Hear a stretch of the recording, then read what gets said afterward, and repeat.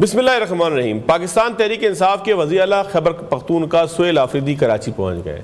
पंजाब के बरक्स कराची के अंदर उनका इस्तकबाल किया गया। सईद गनी एयरपोर्ट पहुंचे, उन्हें सिंधी अजरक पहनाई, टोपी का तोहफा दिया। लेकिन सूरत हाल ये है कि कराची के अंदर कोई बहुत बड़ी कैंपेन नज़र नहीं आ रही। अगर कराची के अंदर पाकिस्तान तहरीक इंसाफ एक बड़ी कैंपेन बनाने में कामयाब हो जाए, कोई कामयाब जलसा कर ले, इस वक्त गो के वो प्रेस क्लब में मौजूद है, गुफ्तगू कर रहे हैं, लेकिन कोई अवामी जलसा अगर बड़ा हो जाता है तो क्या मुल्क में एक बड़ी कैंपेन या एक मुल्क में बड़ी मुहिम या मुल्क में एक बहुत बड़ी स्ट्रीट पावर पाकिस्तान तहरीक इंसाफ की जानिब से दिखाई दे सकेगी? ये एक बहुत अहम सवाल है। क्या कराची से इस मरतबा तहरीक का ऐसा आगाज़ होगा कि जो हुकूमत की चूल्हे हिला देगा या हुकूमत को मुश्किल में डालेगा? ख़ास तौर पर अब ये भी सवाल उठ रहा है कि पीपल्स पार्टी ने जहाँ वज़ीर आला KPK को खुशामदीद कहा, वहाँ नून लीग ने लाहौर के अंदर उनको मुश्किलात का सामना करने पर मजबूर किया। इस तमाम सियासी सूरत हाल में रास्ता निकलेगा कैसे, जायज़ा लेंगे, बात करेंगे इमरान इस्माइल साहब से, साबिक गवर्नर सिंध हैं। इसके साथ साथ नेशनल डायलॉग कमेटी का जो इजलास हुआ उसमें भी इमरान इस्माइल साहब मौजूद थे। इनकी क़यादत में 3 रुकनी वफ्द, ये भी क़यादत कह लें या उसके एक बहुत अहम रुकन थे, उसके क्या असरात होंगे, तमाम चीज़ों के ऊपर बात करेंगे। इमरान साहब बहुत शुक्रिया आपके वक्त का। सर ये फरमाइएगा कि कराची से कोई कैंपेन आपको उठती दिख रही है, कोई बहुत बड़ी स्ट्रीट पावर तहरीक इंसाफ जमा कर पाएगी कि अगर कराची के अंदर सुहेल आफरीदी साहब जिस तरीके से अभी इस वक्त प्रेस क्लब में मौजूद हैं, फिर आगे उनके पूरे स्केजुअल है, जलसे भी हैं, पख्तून कम्युनिटी को भी मोबिलाइज़ करेंगे। आप खुद कराची से हैं, आप क्या समझते हैं कि कराची लीड कर पाएगा पाकिस्तान तहरीक इंसाफ के लिए किसी कैंपेन को?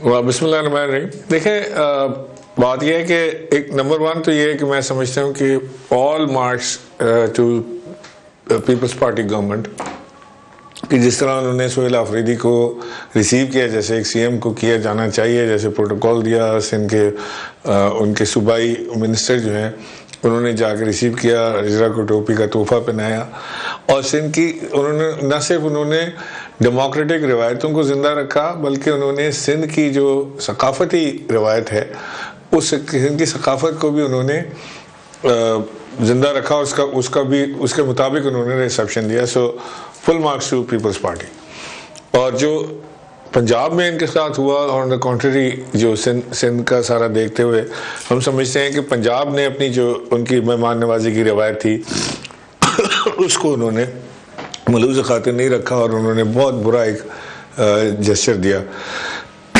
जो कि ना पॉलिटिकली ठीक है ना ही वो रिवायती तौर पे दुरुस्त है। कराची से जो कैंपेन्स उठती हैं वो तरीक़ें बड़ी ज़ोरदार हुआ करती हैं। हिस्टोरिकली हमने इसको देखा है कि बड़ी ज़ोरदार कैंपेन्स होती हैं, लेकिन कराची से मोमेंटम बनने में बड़ा टाइम लगता है। और एक तो वो फासला जो है कराची इस्लामाबाद का वो इतना है कि यहाँ से जो भी कैंपेन हो उसको उठा के आप इस्लामाबाद नहीं ले जा सकते। सो यहाँ पर सारा जो गेम है वो रावलपिंडी इस्लामाबाद के दरमियान चल रहा है कि जी वहाँ जाना है, वहाँ सारा करना है।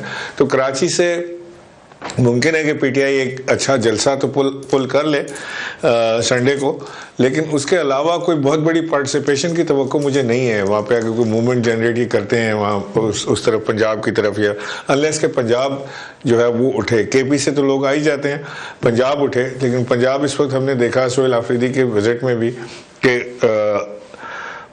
पाबंदियाँ तो थी, लेकिन उसके बावजूद कोई खातिर खा पंजाब से पार्टिसिपेशन भी नज़र नहीं आया अवाम का। बाय एनीवेज अभी जलसा है संडे को, तो उसमें सारा कुछ पता लग जाएगा। बहुत शॉर्ट टाइम है, वेन्यू बहुत बड़ा है, हमने वहाँ पे बार बार जलसे किए हैं, ऑर्गेनाइज़ किए, हमें पता है कि वहाँ पे क्या डिफ़िकल्टीज़ और चीज़ें होती हैं, बट PTI को एक्सपीरियंस काफ़ी है जलसों का। सो आई थिंक कोई ना कोई वो रिज़ल्ट वहाँ से ले लेंगे। अच्छा इमरान साहब, आपने कहा कि जी वेन्यू जो है वो बड़ा है, ज़ाहिर है मैं खुद कराची से हूँ तो मैंने देखा हुआ है वो सारा बहुत बड़ा वेन्यू है। तो 2011 में जिस तरीके से आपने वहाँ पर जलसा किया, या माजी में जो जलसे पाकिस्तान तहरीक इंसाफ करती रही इस वेन्यू के ऊपर, अब तहरीक इंसाफ कह रही है कि उससे बड़ा हम जलसा करेंगे, तो आपको लगता है कि कोई जो तंजीम मौजूद है कराची के अंदर, सिंध के अंदर, वो कोई मूवमेंट बना सकती है? उसकी कैपेबिलिटीज़ इतनी है, अवाम इतनी चार्ज है, कोई खौफ का माहौल नहीं है, कराची के अंदर लोग जमा होंगे, जो मतलब वो वेन्यू कोई आसान नहीं है उसको जमा करना। अगर कुर्सियाँ लगा दें तो अलग बात है, किसी जगह पर हों और पीछे लाइटें ही लाइटें हों। तो जलसे के हवाले से आप कितने पुरुमीन नजर आते हैं? लग रहा है आप तो जलसे खुद कराते रहे, आपने कुर्सियां लगा के पीछे लाइटें हो और आगे कैमरे को नजर ना आए लाइटों के पीछे तो इमरान साहब ये मज़ार कायद वाले जलसों में तो ये होता है ना, हम कवर करते रहे इसलिए हमें अंदाजा है। नहीं, मैं जो मज़ार कायद पे 2 जलसे खासतौर से जो थे काबिल ज़िक्र, एक 2 पाकिस्तान तहरीक इंसाफ के और एक MQM का जो जलसा था जिस वक्त अल्ताफ हुसैन जलसे किया करते थे, तो दोज वर मैसिव जलसा। पीपल्स पार्टी ने भी वहाँ पे किया, वो उन्होंने बड़ा जलसा किया। कराची खैर हो ही गया, 3 करोड़ की आबादी का शहर, तो अगर आप उसका 1% भी ले आए तो जलसा हो जाता है बहुत बड़ा। तो कहने का मकसद ये था कि जी इस वक्त वो जो जलसे होते थे ना, वो होते थे इमरान खान के नाम पे, कि खान साहब आएंगे तो लोग उनको देखने के शौक में, उनको सुनने के शौक में वहाँ पर आते थे। नंबर 1 इंग्रेडिएंट तो Imran Khan is missing from the जलसा। नंबर 2 जो लोकल क़यादत है वो भी शायद उस तरह से काम ना कर पाए, क्योंकि दो एक दिन ही रह गए हैं जलसे में और अभी इनको परमिशन मिली है। शायद इन्होंने जब अप्लाई किया था उसी वक्त से काम करना शुरू कर देना चाहिए था। That's how we used to do it, कि जब हम अप्लाई करते थे, परमिशन आए ना आए, हम अपना काम शुरू कर देते थे उसके अंदर। यहाँ पे जो है अब 2 दिन रह गए और अभी ये इनकी तंजीम भी उस तरह से चार्ज अप नहीं है, यानी कोई भागा हुआ है, कोई डरा हुआ है, कोई सहमा हुआ है कि कोई इधर है कोई किधर है। पर इन डिफ़िकल्ट हालात के अंदर अगर वो जलसा पुल कर लें, सोहेल आफरीदी को सुनने के शौक़ में लोग आ जाएं और इस जलसे को कामयाब करें, तो good luck to them. Pakhtun factor कैसा है, कर पाएँ कोई शो। पख्तून फैक्टर कितना वर्क करेगा कराची में? पख्तून फैक्टर प्ले करेगा जी, इसमें पख्तून फैक्टर बिल्कुल प्ले करेगा। सोहेल आफरीदी से उनको प्यार है, मोहब्बत है, और वो इमरान खान के भी बहुत दीवाने हैं, तो Pakhtun factor is a big will come in play. अच्छा इमरान साहब, अब हमने तस्वुर किया कि एक जलसा हो गया, एक कामयाब जलसा यहाँ पर हो गया। इस कामयाब जलसे का नतीजा ये निकलना है कि पीपल्स पार्टी और नून लीग का जो इत्तेहाद है उसमें भी आपस में बातें शुरू होनी है कि आप लोगों ने मौका दे दिया खुल के खेलने का, या आपने जो है वो उनको कैसे चार्ज अप होने का, मोमेंटम बनाने का एक मौका दे दिया। ये एक सवाल तो उठेगा। तो क्या पाकिस्तान तहरीक इंसाफ में ये कैपेबिलिटी है, पाकिस्तान तहरीक इंसाफ इस मौके का फ़ायदा उठाएगी, या ये ऐसे ही लेफ्ट ओवर हो जाएगी गेंद? काश होती कैपेबिलिटी पाकिस्तान तहरीक इंसाफ की लीडरशिप में। वो अब मैं उनको क्या मैं बोलूँ, वो फिर नाराज़ हो जाते हैं, फिर इधर उधर से हमें मैसेज आते हैं कि जी आपने ये कह दिया वो कह दिया। देखें, ये पॉलिटिकल लीडरशिप है ही नहीं। और किधर है पॉलिटिकल लीडरशिप इनके पास? जो इस वक्त लीडरशिप है वो तो वकला के हाथ में है, और वो भी वकला वो जिन्होंने शायद कोई बार काउंसिल का इलेक्शन लड़ा हो तो लड़ा हो, उन्होंने तो कोई किसी गली मोहल्ले का इलेक्शन नहीं लड़ा। पॉलिटिकल थिंकिंग तो उनके पास से गुजरी ही नहीं कभी। इट्स नॉट देयर फॉल्ट, उनको आती नहीं है सियासत। अब आप अगर उनको कह दें कि जी वो उस पार्टी को लीड करें जो पाकिस्तान की सबसे बड़ी जमात भी हो और उसके साथ गैर मामूली हालात में सियासत भी करनी हो। वो मामूली हालात में सियासत नहीं हो रही, मामूल के हालात में तो नहीं हो रही ना सियासत तहरीक इंसाफ की, एक गैर मामूली हालात में सियासत हो रही है। 3 साल में, अब 3 साल होने को है इमरान खान को जेल में। ये पहले जनाब इमरान खान के लिए वो नगमे गाते थे कि वो हम ना बाज आएंगे, मोहब्बत से जान जाएगी, और क्या होगा, वो न जान गई न मोहब्बत आई, कुछ भी नहीं हुआ। वो तो कुछ नहीं हुआ, किसी ने जान नहीं दी, कोई कुछ भी नहीं हुआ। वो इमरान खान जेल में ही रहे। फिर उसके बाद इन्होंने वो मज़ाक खेज़ इन्होंने एक भूख हड़ताल शुरू की, क्योंकि वो 3 घंटे की भूख हड़ताल होगी, 5 से 8 प्रेस क्लब के बाहर बैठ के वो भूख हड़ताल करेंगे, यानी शाम की चाय नहीं पियेंगे और बाकी सब कुछ करेंगे। सो इट्स ऑल बिल्कुल ही बचकाना टाइप की चीज़ें हैं। फिर उसके बाद ना कोई पब्लिक मोमेंटम गेन कर सके, ना ओपोजिशन का अलायंस बना सके, ना कोई बातचीत का आगाज कर सके, तो कर क्या रहे हैं? कोई स्ट्रेटेजी, कोई anything? Do we have anything in hand? I don't see anything. मतलब एक तो होता है ना कि इनकी गलत स्ट्रेटेजी है, लेकिन स्ट्रेटेजी है ही नहीं। सिर्फ सोशल मीडिया के प्रेशर में तहरीक इंसाफ के फैसले आप देखने होते हैं कि जी वो अब सुबह उठ के देखते हैं कि ट्विटर पे किसको गालियां पड़ रही हैं, चलो 2 हम भी दे देते हैं इसको। हाँ जी, ट्विटर पे किसकी तारीफ हो रही है, जाओ वाह वाह जी हमारा आदमी हो गया।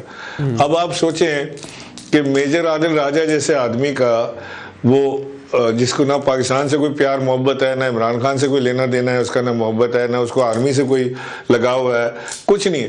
वो सुबह उठ के सिर्फ सब्सक्रिप्शन के चक्कर में अपने चैनल बना के झूठ सच की कहानियाँ सुनाता है, और वो PTI जो है उठा के अपने सोशल मीडिया पे लगा देती है PTI ऑफिशियल के ऊपर। तो बेवकूफ़ी नहीं है तो और क्या है? उससे आपका क्या ताल्लुक, क्या लेना देना? वो तो सिर्फ मुश्किलात ही पैदा कर रहा है आपके लिए। So they need to sit down, forget about social media, make a plan, कोई स्ट्रेटेजी, कोई भी स्ट्रेटेजी बनाए, अच्छा बातचीत की बनाए। इमरान साहब, नहीं मैंने बातचीत पसंद, रोड पे आने की बना ले। इमरान साहब, लास्ट वीक ना मेरे पास शेर अफजल जी, मरवत साहब थे। शेर अफजल मरवत साहब ये कहते थे कि मैंने उनसे पूछा कि जी फवाद चौधरी साहब, इमरान इस्माइल साहब, महमूद मौलवी साहब, ये क्या पाकिस्तान तहरीक इंसाफ की तरफ से या अगर कोई मुज़ाकरात करते हैं या कोई चीज़ तय कर लेते हैं तो क्या इसको जो है वो खान साहब मानेंगे, नहीं मानेंगे, पाकिस्तान तहरीक इंसाफ की क़यादत नहीं मानेगी? तो उन्होंने दो बातें की।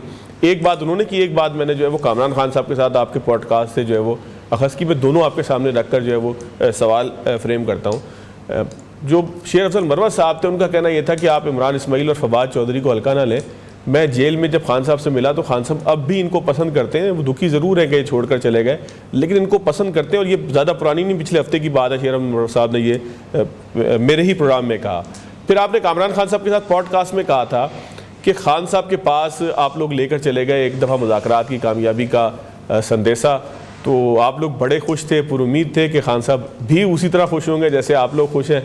लेकिन खान साहब ने आपकी खुशी का काफोर कर दिया और आप लोग जो है वो वापस किसी कामयाबी के साथ नहीं है। उन्होंने कहा चलो भाई चलो यहाँ से, जिस तरह आम अल्फाज में कहते हैं।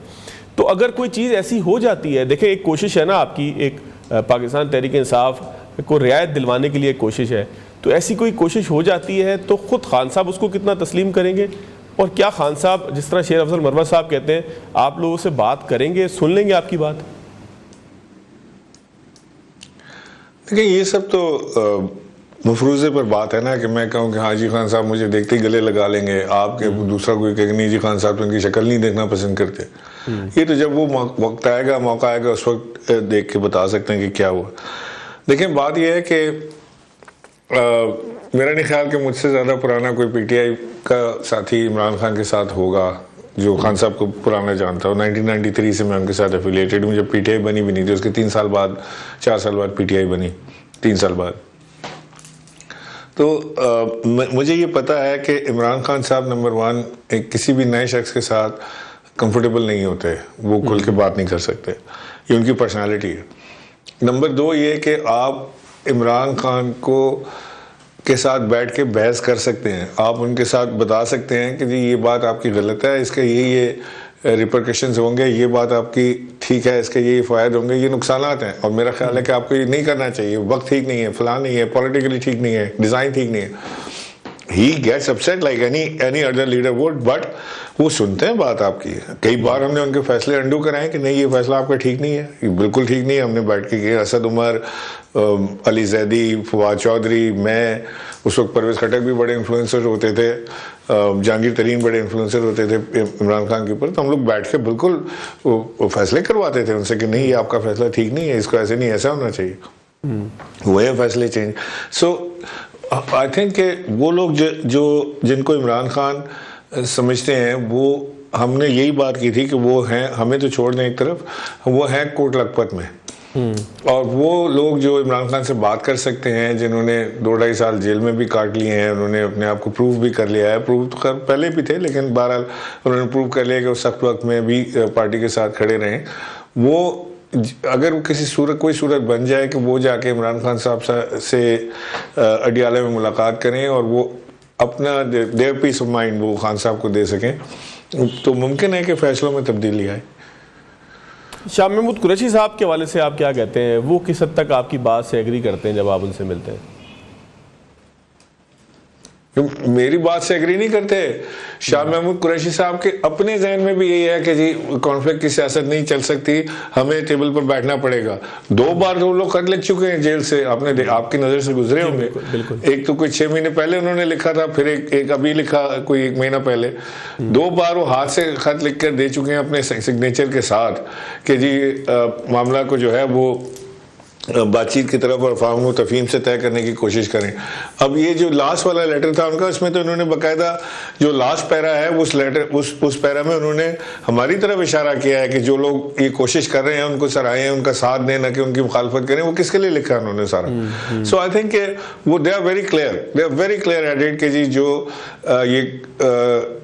टकराव की सियासत का रास्ता है ये इस्टेब्लिशमेंट के साथ, ये बिल्कुल मुनासिब नहीं है। और हमें तमाम सियासी जमातों के साथ बैठ के बातचीत का आगाज़ करना पड़ेगा, असर इनो अपने ताल्लुकात को इस्तेवार करना पड़ेगा इस्टेब्लिशमेंट के साथ। अच्छा, शीरीन मज़ारी तो आप लोगों के साथ थी, उनका ट्वीट बड़ा बदमज़ा करेगा आपको अगर मैं उसको पढ़ के सुनाऊँ। उन्होंने लिखा कि चले हुए कारतूस, क्यों ऐसा किया उन्होंने, कुछ पता है, अंदाज़ा है?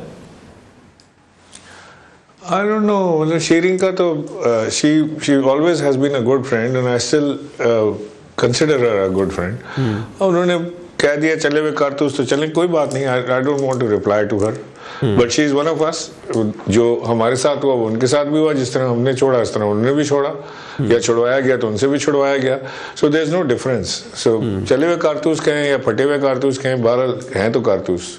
कारतूस तो कारतूस होता है. अच्छा, असली हो या नकली। इमरान साहब, नेशनल डायलॉग कमेटी का एक जो है वो राउंड अप हो चुका है, अब आप कहाँ खड़ा अपने आप को महसूस कर रहे हैं, क्या खोया क्या पाया? पाकिस्तान तहरीक इंसाफ के जो दोस्त हैं आपके, अभी भी ज़ाहिर है पार्टी में बहुत सारे आपके दोस्त होंगे, उन्होंने क्या मैसेजिंग आपको की, नाम लिए बगैर अगर आप बता सकें, आपने अपने आप को कहाँ फील किया, आपने फवाद चौधरी साहब ने, महमूद मौलवी साहब ने?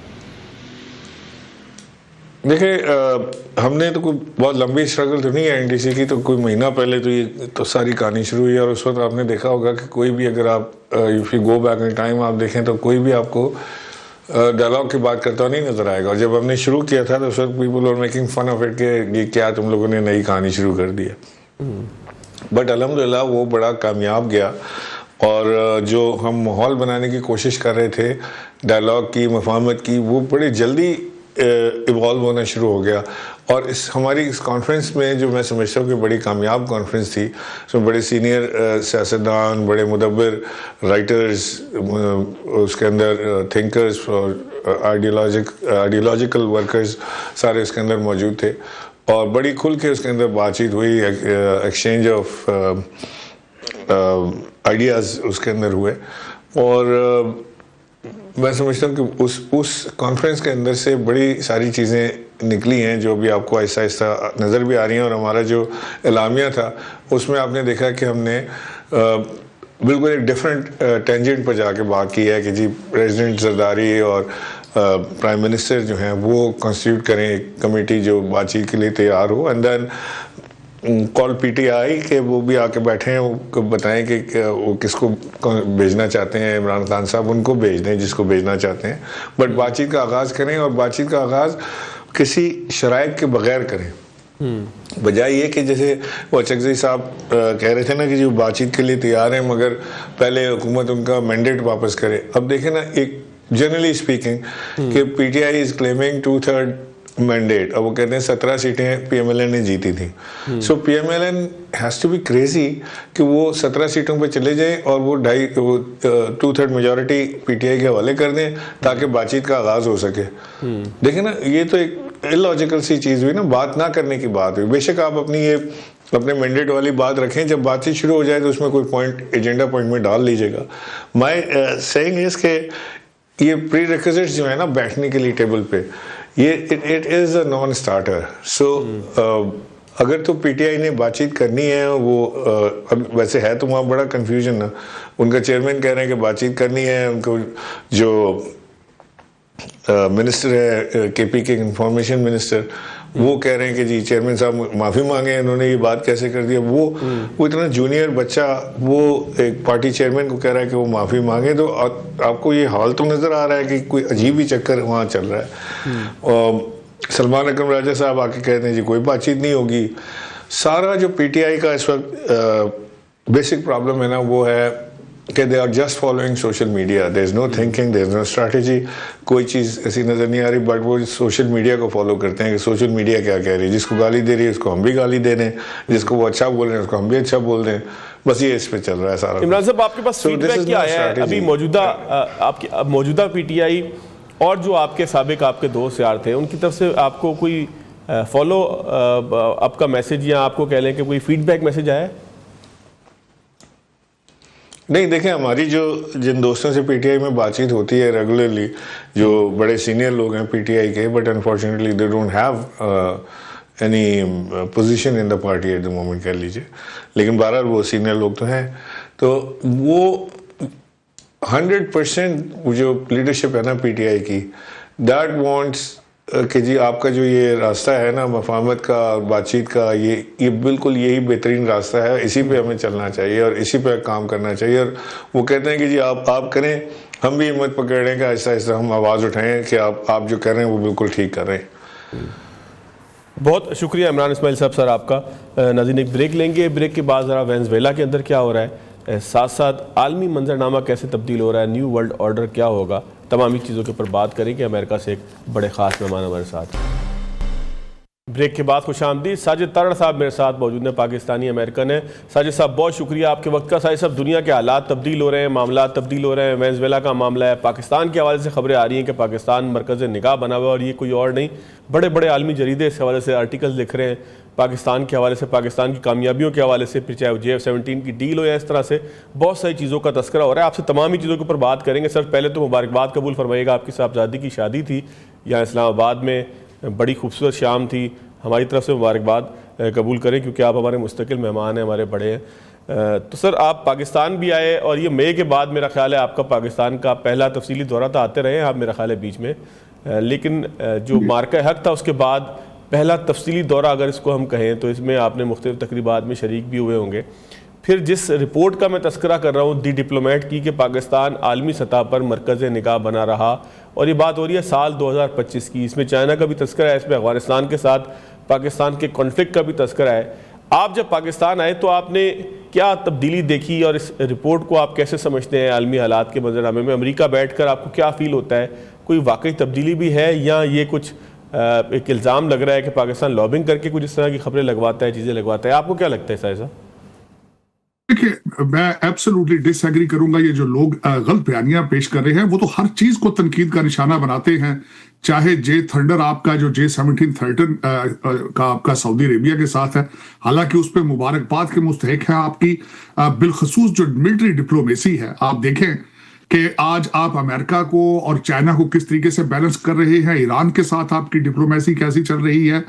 आपने जे थंडर जो सऊदी अरेबिया के साथ ये दूसरा दफाई आपका एग्रीमेंट है, इस रिमार्केबल मैं समझता हूं। और जो मैं आया हूं पाकिस्तान में, मैंने तरक्की देखी है, मैंने लाहौर को ग्रो करते देख रहा हूं, इस्लामाबाद में सुकून देखा है, इकानमी को बेहतर देखा है, लोगों को खुश देखा है, और ये काफी अरसे बाद मैंने देखा है। हालांकि छोटे छोटे जो वेंडर होते थे मायूस होते थे, लेकिन आपने महंगाई को कंट्रोल कर रखा है, लोगों का बायर कॉन्फिडेंस ग्रो कर रहा है। मैं समझता हूं कि इस तसलसल को जारी रहना चाहिए। इस वक्त जो लीडरशिप पाकिस्तान के अंदर मौजूद है, चाहे सियासी हो चाहे अस्करी हो, आप देख लें कल परसों जिस तरीके से हमारे फील्ड मार्शल साहब ने लाहौर का दौरा किया और किस कॉन्फिडेंस के साथ उन्होंने कहा है कि जीरो टॉलरेंस पाकिस्तान के अंदरूनी और बैरूनी मामलात में जो तब्दीली देखी है, और जिस तरीके से अब आप जो दहशतगर्दी के खिलाफ जो आप अपना जो ऑपरेशन कर रहे हैं वो एक कामयाब ऑपरेशन है। बड़े अरसे के बाद हमारी लीडरशिप ने अफगानिस्तान पे वाजे एक कॉन्फिडेंट एक जो स्टैंड है वो लिया है। भारत के हवाले से आपने एक भरपूर स्टैंड लिया है जिसमें क्लैरिटी मौजूद है। तो मैं ये समझता हूं कि डिप्लोमेट का जो आर्टिकल है इसमें कोई शक नहीं है, पाकिस्तान इज राइजिंग। आपकी फॉरेन पॉलिसी, आपकी मिलिट्री डिप्लोमेसी दोनों साथ काम कर रही हैं। मैं समझता हूं कि इस वक्त जो आपकी एडमिनिस्ट्रेशन है वो मुबारकबाद की मुस्तहिक है, और 2026 will be a prosperous, a new year, a new beginning, a new future. मैं समझता हूं कि जो आर्टिकल है, I totally agree with that. अच्छा तारड़ साहब, अब जरा आ जाए उस चौधराहट की तरफ कि जो अमेरिका दिखा रहा है। ट्रंप कहते हैं कि वो किसी भी मुल्क में कार्रवाई के लिए आज़ाद है, और एक अनोखी किस्म की हमने कार्रवाई देखी है कि एक दूसरे मुल्क के जो लेजिटिमेट सदर थे उनको उठाकर जो है वो डोनाल्ड ट्रंप साहब की रिजीम उठाकर ले गई है और वहाँ पे अदालत में पेश कर दिया है। ये सर क्या रहा है? ये ऑयल की वार है, ये किस हद तक आगे जाएगी? क्या इसके अंदर आप देखते हैं? अमेरिका में बैठ के डोनाल्ड ट्रंप के आप बड़े करीब रहे, आप कैसे देखते हैं इसको? देखिए, 2-4 पॉइंट्स मैं आपके सामने रखना चाहूंगा जो कि अगर इन डाट्स को मिलाया जाए तो बिल्कुल सही आप कंक्लूजन पे पहुंच जाएंगे। सबसे पहले तो ये समझना बहुत जरूरी है कि अमेरिका इन हालात तक किस तरह पहुंचा है। 12 साल जो एक वीक फॉरेन पॉलिसी थी जो बाइडेन की और बराक ओबामा की, उसका 4 ममालिक ने खुल के फायदा उठाया है, जिसमें भारत था, चाइना था, रशिया था और इजराइल था। और इस वीक फॉरेन पॉलिसी का दूसरा बाय प्रोडक्ट क्या थी? ऑयल स्मगलिंग थी, लूटमार थी, करप्शन थी। अब वेनेजुएला के साथ अगर जाया जाए तो 25 साल पहले अमेरिका का एक स्ट्रॉन्ग एलाई, अमेरिका के अंदर जितनी पेट्रोलियम आती थी, जितना क्रूड ऑयल आता था, वो वेनेजुएला से आता था। यहाँ की रिफाइनरियां जो बनाई गई थी वो हैवी क्रूड ऑयल को तेल बनाने में कामयाब होती थी। अब इसके बाद क्या हुआ है, 2-4 पॉइंट बताना चाहूंगा। अमेरिका को तेल देना उन्होंने बंद किया, चाइना और रशिया को तेल ईरान को बेचना शुरू किया, जो कि मुसलसल ना सिर्फ अमेरिका बल्कि पूरी दुनिया के लिए थ्रेट थे। तो एक बैलेंस खराब हुआ। दूसरा, यहां पे मैं एक ऐड पॉइंट करना चाहूंगा कि डोनाल्ड ट्रंप साहब ने आज से 2-3 हफ्ते पहले अपनी फॉरेन पॉलिसी रिपोर्ट दी 33 पेजेस की। उसमें उन्होंने वाजे तौर पे लिखा कि हम नेटो पे और हमारा मिडिल ईस्ट पे हम फोकस बाद में करेंगे। हम मानरो डॉक्ट्रिन, जिसको आज यहां अमेरिका में डॉनरो डॉक्ट्रिन कहा जा रहा है, कि डोनाल्ड ट्रंप का डॉक्ट्रिन, कि हम अपने बैकयार्ड में किसी बड़ी सुपर पावर को आके यहां कदम नहीं जमाने देंगे। और ये उसी का हिस्सा है। वेनेजुएला आप देख लें कि किस तरीके से अभी चंद दिन पहले रिपोर्ट आई है कि निकोलस मंडेरो ने $5 बिलियन का सोना जो है वो स्विस बैंकों में रखा है। यहां से पेट्रोल रशिया जाता था टैंकर्स में, वापसी पे उसमें असला आता था। उसमें वहां पे इस वक्त भी एक रिपोर्ट है कि अमेज़न वेनेजुएला के जंगलों में 500 से ज्यादा रशियन जो ट्रेनर हैं वो वहां पे छापा मार दस्तों को ट्रेन कर रहे हैं। तो ये नेशनल सिक्योरिटी मैटर है। 2 चीजों पे डोनाल्ड ट्रंप साहब तवज्जो दे रहे हैं, ग्रीनलैंड के ऊपर और इस वक्त वेनेजुएला। ना सिर्फ वेनेजुएला बल्कि ये भी बताना जरूरी होगा, साउथ अमेरिका में 19 कंट्रीज हैं जिसमें 12 इस वक्त सोशलिस्ट और एंटी अमेरिका जो तो यानी कि तारड़ साहब आप इसको लेजिटिमेट करार देते हैं, इसको कानूनी करार देते हैं ट्रंप साहब के इस कदम को, नेशनल सिक्योरिटी समझते हैं? देखिए, ये बिल्कुल नेशनल सिक्योरिटी था, क्योंकि जितना देखिए 2 अर्ज करना चाहूंगा। नहीं, सिर्फ आप ऐसा समझ रहे हैं या रिपब्लिकन ऐसा समझते हैं? अमेरिका के अवाम भी यही समझते हैं? अमेरिका के अवाम भी यही समझते हैं। 8 मिलियन वेनेजुएलन इस पॉलिटिकल क्राइसिस की वजह से अमेरिका आ चुके हैं। वो नेशनल सिक्योरिटी थ्रेट नहीं तो और क्या है। दूसरा, उसमें मैं ये अर्ज करना चाहूंगा कि अगर बैकयार्ड के अंदर, अब मैं पेरू के अंदर बताऊंगा कि चाइना ने डीप सी पोर्ट बना ली है। पेंटागन के आर्मी जनरल जो है मुसलसल जो बाइडेन को बताते रहे कि यहां पे आके चाइना हमें हमारी सर्वेलेंस करेगा, लेकिन जनरल्स की रिपोर्ट को तवज्जो नहीं दी गई, क्योंकि वो तो ऑटो पेन पे चलते थे। बराक ओबामा जो थे वो चलाते थे गवर्नमेंट और सोशलिस्ट एजेंडा प्रमोट करते थे, तो उन्होंने इस पर तवज्जो नहीं दी। डोनाल्ड ट्रंप साहब, मैंने जिस तरह कहा है आपको, he's a very patriotic, very popular, और दूसरा ये उनके मैंडेट का हिस्सा था। मैंडेट का हिस्सा ये था बॉर्डर कंट्रोल करना है। बॉर्डर कंट्रोल करके सिर्फ बंद नहीं किया जा सकता, उन ममालिक पे तवज्जो देनी जरूरी थी जहां से ये सारे लोग यहां आ रहे थे। आप ये कहते हैं कि ये पार्ट ऑफ मागा था? पार्ट ऑफ मागा है, बिल्कुल। Making America great again, making America safe again, ये उसकी थी, वो सारी इनफेक्टिव हो चुकी हैं। आप नेटो के हालात देख लें, यूएनओ के हालात देख लें, आप वर्ल्ड बैंक के हालात देख लें, आईएमएफ के हालात देख लें, वर्ल्ड हेल्थ ऑर्गेनाइजेशन के हालात देख लें, इन्वायरमेंटल जो नए जो इस वक्त एजेंसियां बनी हैं वो बिल्कुल इनइफेक्टिव हैं। नया सिस्टम्स आएंगे, नए तजर्बात होंगे, और मेरे ख्याल में Donald Trump is very successful in it. इसमें यहां अर्ज करना चाहूंगा कि ड्रग्स सबसे ज्यादा कोलंबिया, वेनेजुएला और इस एरिया से आती हैं, और it's a huge issue in America. अच्छा, लेकिन ग्रीनलैंड के साथ क्या मसला है आपका? चले, वेनेजुएला तो आपने कहा कि जी गढ़ बन गया था मंशियात का, और पता नहीं क्या क्या मसाइल आपने बता दिए। ट्रंप साहब भी यही कहते हैं जहां दिल चाहेगा करेंगे।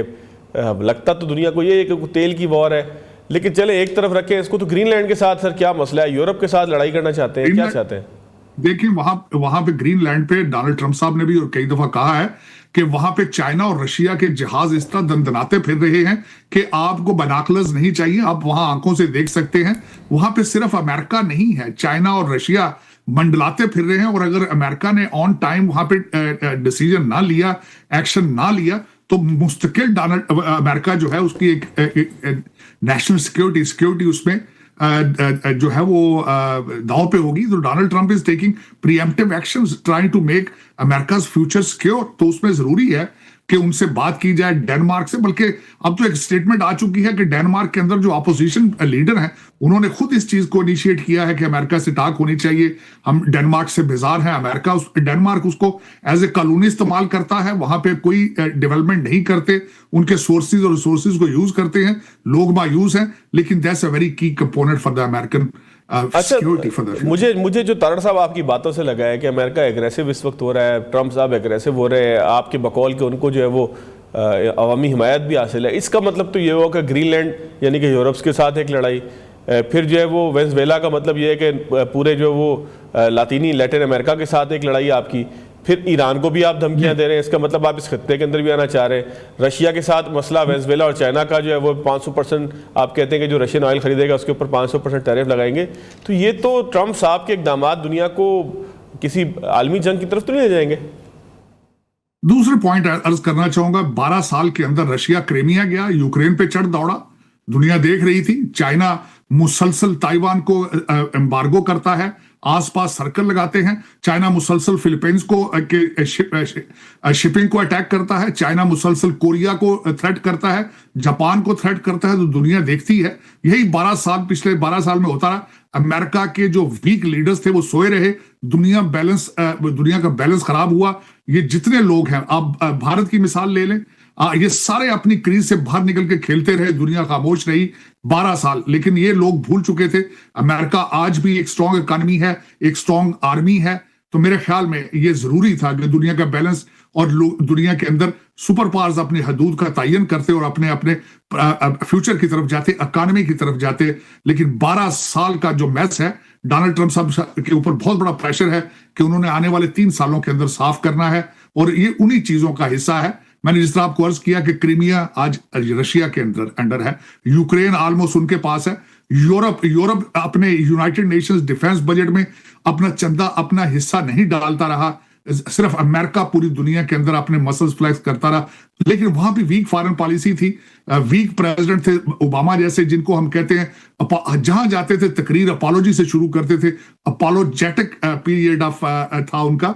तो ये दुनिया में सुपर पावर, अगर सोल सुपर पावर होंगे, you have to behave like it, you have to make sure कि दुनिया के अंदर पावर का बैलेंस जो है वो बरकरार है। अच्छा, ट्रंप के साथ खड़ा कौन कौन सा मुल्क है इस वक्त? अमेरिका के साथ उसका अलाय कौन कौन है? क्योंकि तमाम ही लोग नाराज आते, यूरोप और यूके जो है वो इसके अलाय थे ना आपके अमेरिका के। अब कौन इस पूरे मामले के अंदर अमेरिका का अलाय है?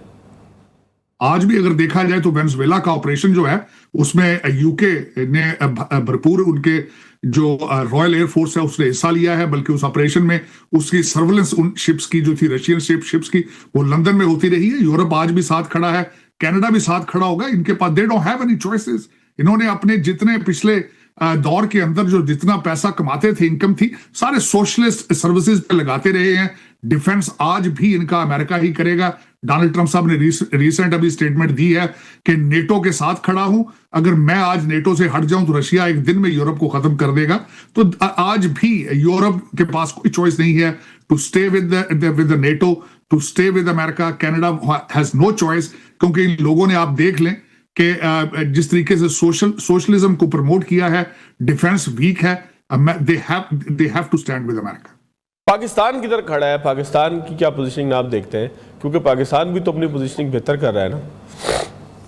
पाकिस्तान की पोजीशन आप देखें, मैं समझता हूं जो भी रिसेंट आपका सऊदी अरेबिया के साथ जो J-17 थंडर का जो एग्रीमेंट हुआ है, आज मैं देख रहा था हमारे बांग्लादेश के एयरफोर्स चीफ आके हमारे फील्ड मार्शल साहब से उनकी मुलाकात हुई।